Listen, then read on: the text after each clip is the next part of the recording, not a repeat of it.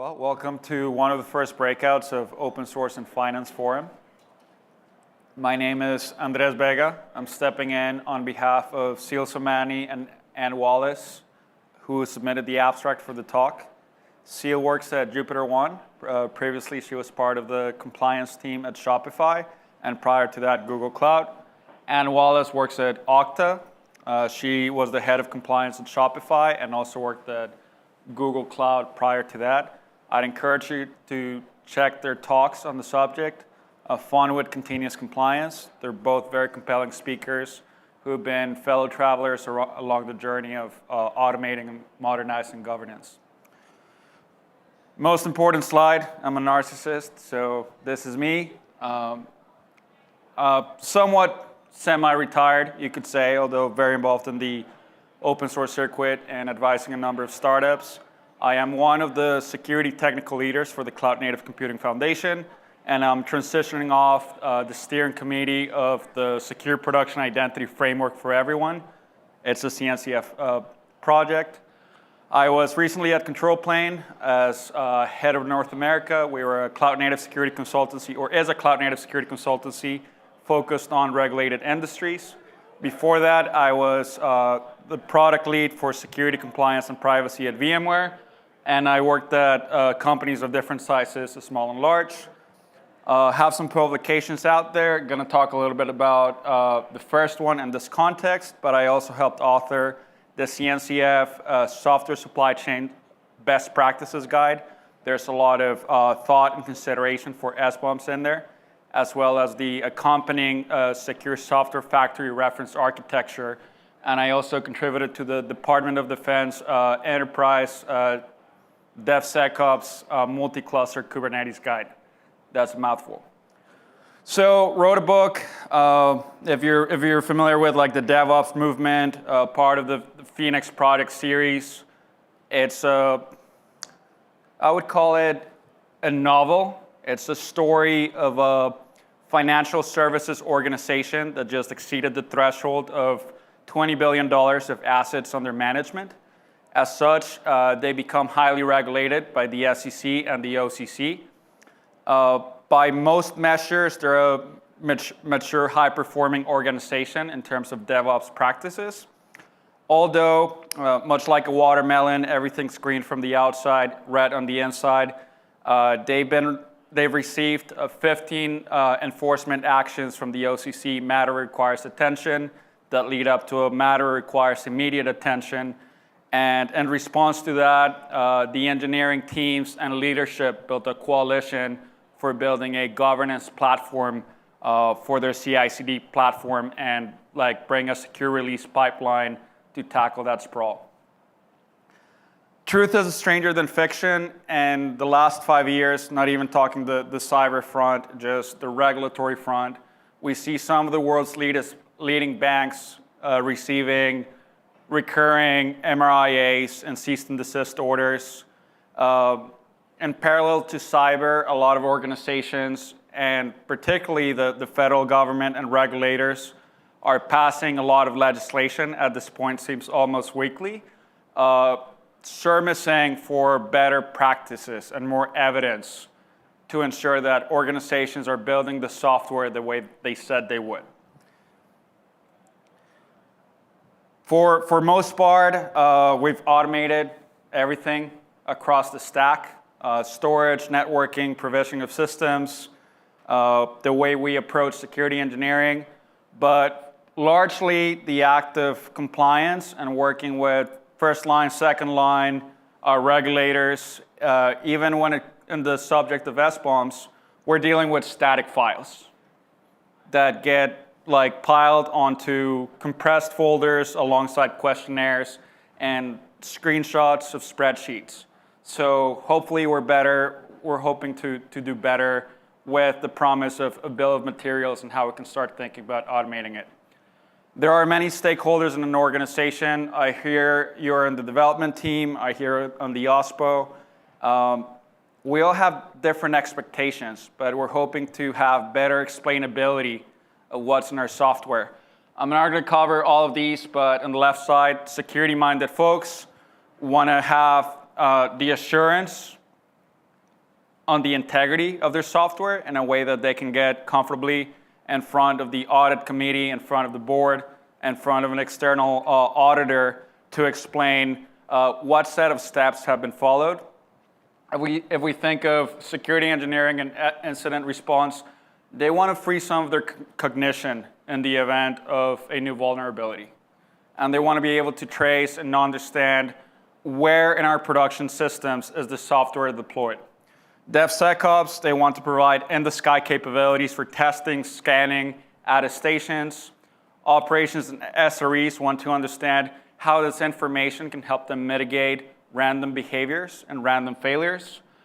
And then to the right, well, developers just want to ship safe software rapidly. Given that we started to get SBOMs, but the SBOMs are not necessarily consistent. And if we get them from different vendors or even internally from different teams, there's a lot of fragmentation. So how can we have more consistent practices and better heuristics at the time of producing this? The title of the talk is Harmonization of SBOMs. It's not a melody. It's not what comes to mind when all these folks try to work together and talk over the same things. We're often talking past each other for lack of even an inventory of these bills of materials. So we'll start with a security and compliance story. We'll start with my story. Emerged from the trenches. So as I mentioned, I was responsible for security and compliance at a large technology company. How did I find myself in a situation where I would like resort to a meme of apocalypse now to relate how I felt to others? Well, I have a background where primarily I've been a product manager, but I know enough automation that I felt like the sorcerer's apprentice in Fantasia. I was empowered by it.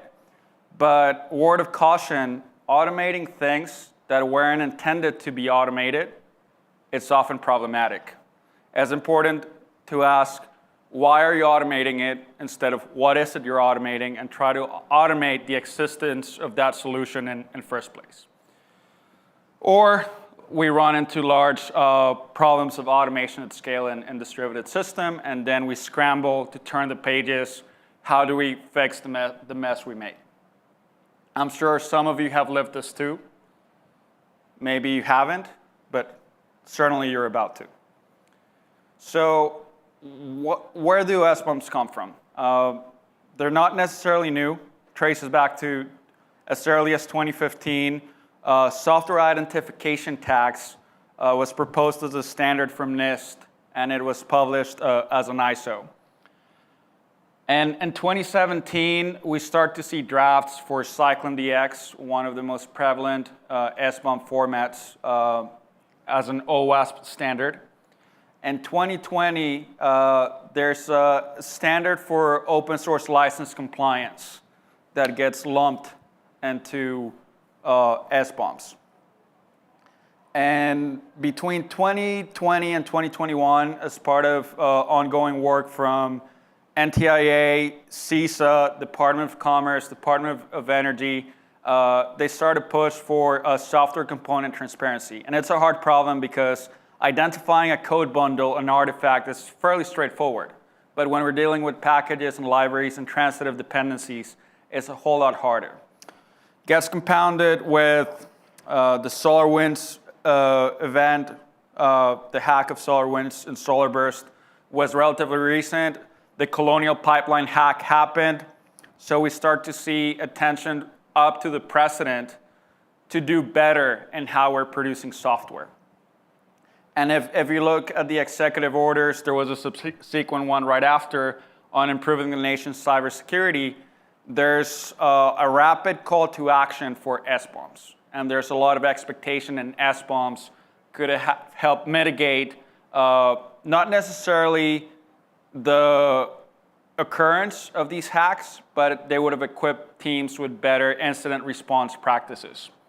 In July 2021, NIST releases minimum standards, largely instigated by Google. What minimum elements? And I would encourage you to read the document. What are the minimum elements for an SBOM to be usable that it should contain? SPDX is published in 2021. Later in that year, we see the first draft for supply chain levels of software artifacts come out from OpenSSF as an industry consortium. Google, Red Hat, several other startups. This is already 1.0, and it help us reason around what are some of the other accepted practices for like multi-party reviews, reproducible builds, attestations that we should have in place. Let me take a sip of my coffee. More stuff from the government. And just yesterday, OWASP launched a BOM maturity model. So yeah, just speeding through that timeline, but where we're at today is you may be asking your suppliers for SBOMs and you're getting them, but they don't look alike. Your teams are producing different ones. They come in different formats. Some of the tooling helps us convert them, but it's important to have coverage of the types that are represented in the BOM. That speaks to breadth, the amount of detail or difficulty needed to represent that data, as in the depth, the number of life cycles of that creation of the SBOM, and the approaches used to determine component identity. Going back to the presentation, having showed you that, myself in 2020, I was very excited. In response to the SolarWinds hack, within a week, I wrote an article. We have short-lived cryptographic identities that we can ingrain into our build pipelines and have signatories and functionaries as witnesses for every single task, and dump that into an evidence vault and put it on a transparency log, check it out, and we can prove to everyone how secure we were and how we were meeting all the controls, and it will have a bunch of the byproducts. And that was a nice thought. Log4j happened. I rotated as incident commander at VMware in response for it. And all that we had to go off was a Confluence page, to the best of our knowledge, what products were running the Log4j library. We knew for sure Spring Boot. We made some acquisitions that we knew their code bases were such, but it was a big-time sneaker net and chasing people over Slack or going into the company directory looking for their phone numbers. And it was much harder because they were all treading water in response to follow up to get their word they had patched it and do the verification steps. It would have been much nicer had we had BOMs that we could have just queried and know that they had done it. For other systems, we were running Shodan and seeing there was a JAND endpoint that was exposed, and we were just running this routinely. For the core products in the product line, we had a tremendous, really prompt, really fast response, but obviously there were internal systems that lagged.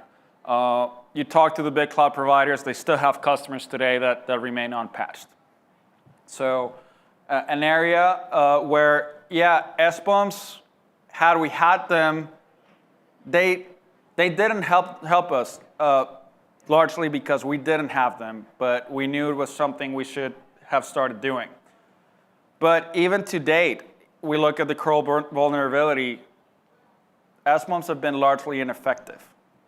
Again, for lack of consistency, lack of standardization, we don't have the tooling to normalize the data. We don't have inventories to check these SBOMs. And they're static files. There's no means to retire metadata, as that software might have been cleverly patched, but then the scanner trips off on semantic versioning or the naming scheme for how the engineering team solved it. So having continuous monitoring of SBOMs and their life cycle would have created an opportunity to free the cognitive load of the team and do better. And at the same time, in regulated industries, when you're trying to deploy, rather than having the change go up to the change board, you can have the evidence that this thing is cryptographically signed.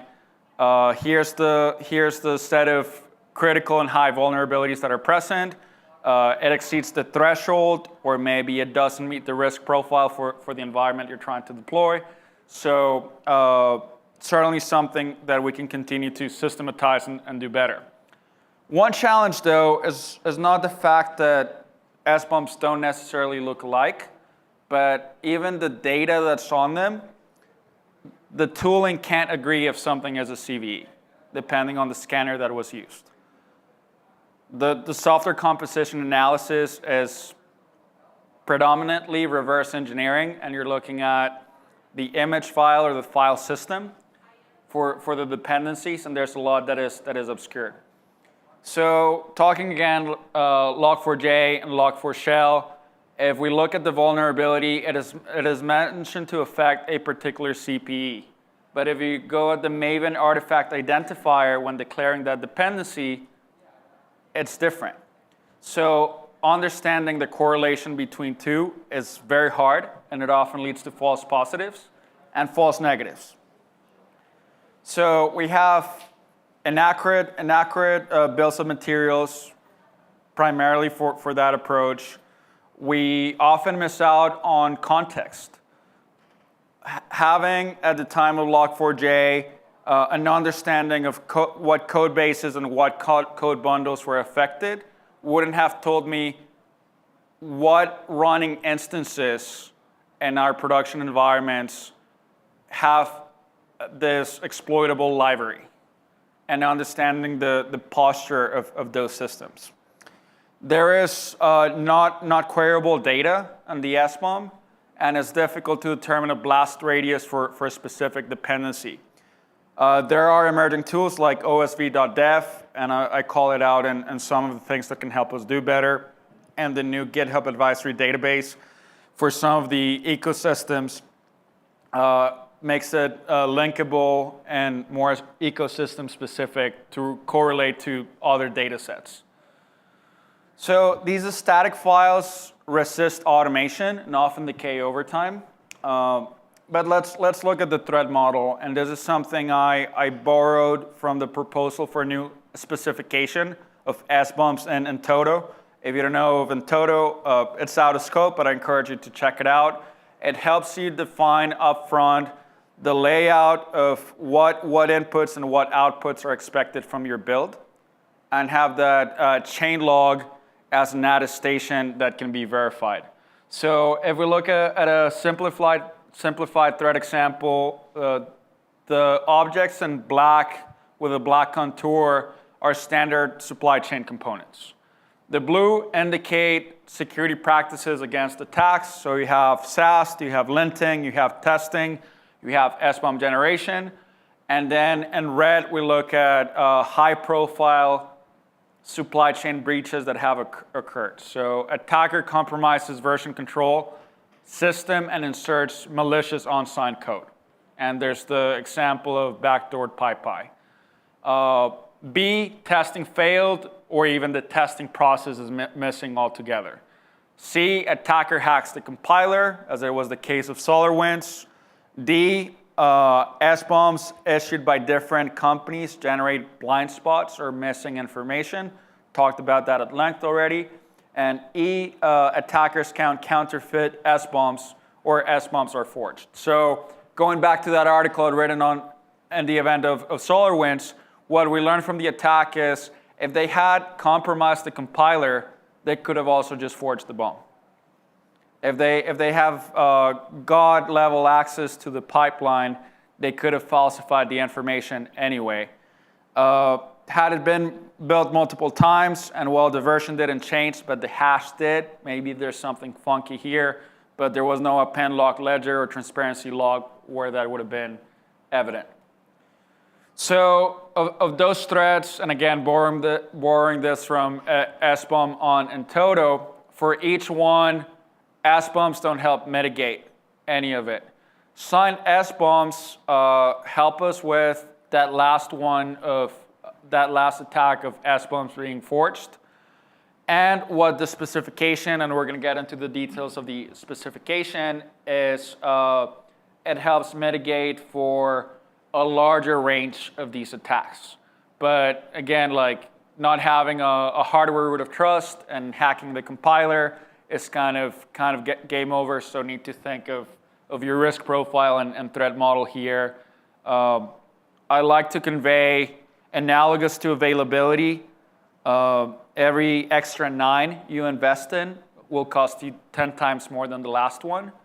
And security and compliance, every additional control, every higher security guarantee is going to be much more expensive than the last. So your level of investment into some of these controls should be proportionate to the assets that you're trying to protect. So SBOM in toto aims to fortify the supply chain and supply chain security by enhancing the reliability and integrity of the bill of materials. It proposes to generate metadata for an SBOM as the software is being created and not after the fact. Again, this is using a construct or a primitive of attestations and layouts as opposed to scanning the file system. And the specification works alongside existing SBOM formats. It maintains compatibility with SPDX, CycloneDM, CycloneDX. It runs for any system, not just cloud-native systems. It's delivered as a bundle in a single file. You can complement it with reachability analysis and have a accompanying VEX file. And it provides a clearer specification for other groups to, or like other ecosystem players to integrate with it. So the idea is like provide this code templates, examples, and heuristics for the tooling to generate cryptographically signed SBOMs that you can that have been thought from the ground up with automation and growing interfaces for the complete lifecycle management of them. Wrapping up, as I'm getting the signal, I'm coming to an end. There's other tooling I would encourage you to look into. APIs like osv.dev intended to do better than the systems of records we have for CVEs. Security advisories meant for humans, but not for automating processing is part of the challenge. I have some misphrasing there, but GitHub Advisory Database is extending OSV-Dev and helping with systemic security advisories. Then reachability analysis. You want to know that 90% of vulnerabilities on shipped software are not exploitable. It creates a lot of noise. You want to know whether there's an execution path or not to exploit that vulnerability, and not just take it at face value from the triage team, but have a signed attestation that, in fact, it's not reachable, it's not exploitable. So you can use that to compose your VEX file and say CVE, you name it, not exploitable. And then RegTech for deploy time validation for attestations. There's examples from commercial solutions. Fianu, Costly, CloudBeast are building software in this direction. Some of the nascent projects from Finos, like the RegTech and Common Cloud Controls, are directionally correct and towards that area. Ultimately, structured contracts, the same way we reason about SLAs and SLOs in the world of availability, can help us structure contracts that the different stakeholders and the systems in place can keep. Simple patterns automated by tooling. It doesn't need to be blown up or over the top or overkill. And ultimately not having to pay that change approval in full or that long audit window, 12-week window for what you're trying to deploy, because you have the pieces in place and you have the precursors and enablers for automated governance, can help bring your systems into control. Again, think of like quantizing it, reducing the batch sizes, and having like smaller bombs rather than extremely large bombs. With that, thank you. I'm out of time. Not here to answer questions, here to have conversations. Thank you for your time, and good luck with software bills of materials.